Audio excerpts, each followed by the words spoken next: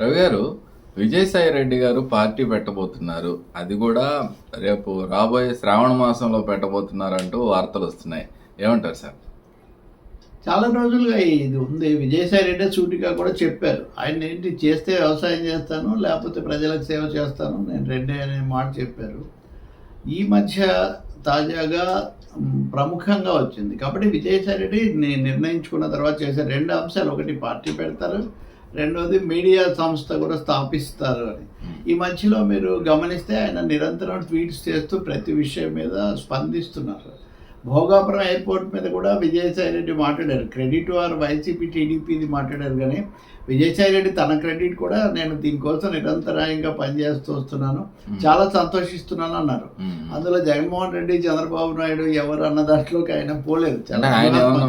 మూడో angle BJP మోదీకి అందులో కూడా మోదీ గారిని ఆయన అభినందించి సరిపెట్టారు.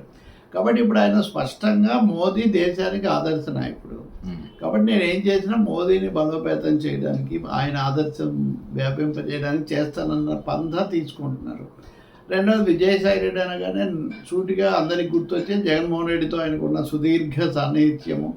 కాబట్టి ఆయన ఏం చేస్తారు అన్నప్పుడు జగన్మోహన్ రెడ్డిని ఏమీ అనను, కానీ జగన్ ప్రభుత్వము లేదా వైసీపీ నాయకులు వాళ్ళ మీద విమర్శలు అయితే ఆయన చేస్తున్నారు. కాబట్టి అది ఖచ్చితంగా వైసీపీ అనుకూల పార్టీగా ఉండదు, బీజేపీ అనుకూల పార్టీగా ఉంటుంది.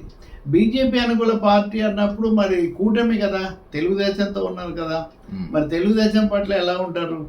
ఈ విషయంలో తెలుగుదేశం వాళ్ళ స్పందనలు కూడా కొంచెం భిన్నంగా ఉంటాయి. అంటే విజయసాయి రెడ్డి ఏం చెప్పినా జగన్ మనిషే అనేది తెలుగుదేశం నాయకులు కానీ వాళ్ళు చెప్పే ఒక మాట, బీజేపీ వాళ్ళు నిశ్శబ్దం. మూడోది, ఈ క్రమంలో ఒకటైతే మీరు జాతీయంగా కూడా గమనించవచ్చు ప్రమోద్, ఎవరైతే కొన్ని సమస్యలు ఎదుర్కొంటున్నారో, కేసుల్లో ఉన్నారో, లేకపోతే ఈడీ, సిబిఐ ఇట్లాంటి వాటి దీంట్లో ఉన్నారో, వాళ్ళు తప్పకుండా ఎక్కువ మంది బీజేపీతో వాషింగ్ పౌడర్ నిర్మా సిద్ధాంతాన్ని తప్పకుండా వాళ్ళు అనుసరిస్తుంటారు. కాబట్టి ఎట్టి పరిస్థితుల్లో విజయసాయి రెడ్డి మోదీతో కానీ లేకపోతే కేసుల విషయంలో జగన్తో కానీ తెంచుకునే అవకాశం లేదు, వాళ్ళందరూ దాంట్లో ఉన్నారు కాబట్టి. ఇంకా మూడోది, మీడియా అంతగా వ్యాప్తి చెందుతుందా లేదా, ఇప్పుడు కొత్త రూపాలు ఏమొస్తాయి, ఏఐ ఏమొస్తుంది, చాలా ఉన్నాయి. సో ఈ సమయంలో ఆయన ఒక విస్తృతమైన ప్లాట్ఫామ్ అడుగు పెడుతున్నారు ఒక మీడియా వ్యక్తిగా. ఆ విషయం నేను వింటూ వస్తున్నాను, అది జరుగుతుంది. కాబట్టి అది బహుశా బీజేపీకి ఇంకో వాయిస్, ఒక అనుకూలమైన ఒక వేదిక లభించే అవకాశం చాలా ఎక్కువగా ఉంటుంది. వ్యక్తిగతంగా ఎంత ప్రభావం చూపిస్తారనేది ఇక్కడ అన్నిటికంటే ముఖ్యమైనది. ఆంధ్రప్రదేశ్లో ఇప్పుడు ఉదాహరణకు ఏబి వెంకటేశ్వరరావు ఓ పార్టీ పెడతాన్నారు. ఆయన కూడా చంద్రబాబు నాయుడుకి చాలా సన్నిహితుడిగా పేరు పొందిన వ్యక్తి. ఆయన బీజేపీ పంథాలు కూడా ఉండరు, కానీ ఆయన పార్టీ పెడతానంటున్నారు. ఇంకా ఒకరిద్దరు, ఉదాహరణకు జడ శ్రావణ్ కుమార్ లాంటి వాళ్ళు, వివిధ స్థాయిలో ఉన్నవాళ్ళు, వివిధ నేపథ్యాలు ఉన్నవాళ్ళు. కాబట్టి ఈ ఎన్నికలకు ముందు ఆంధ్రప్రదేశ్లో ఒక 4-5 వ్యక్తిగతమైన సామాజికమైన నేపథ్యాలతో పార్టీలు వచ్చే అవకాశం ఉంది.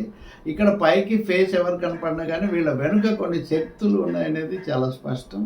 చాలామందికి పరోక్షంగా వీళ్ళు అండదండలు బీజేపీ కానీ టీడీపీ కానీ ఇస్తుండొచ్చు, లేకపోతే బీజేపీలో టీడీపీలో అసంతృప్తి చెందిన వాళ్ళు కూడా వీళ్ళకు చేసే అవకాశం ఉంది. వైసీపీ మాత్రం చేయదు సార్.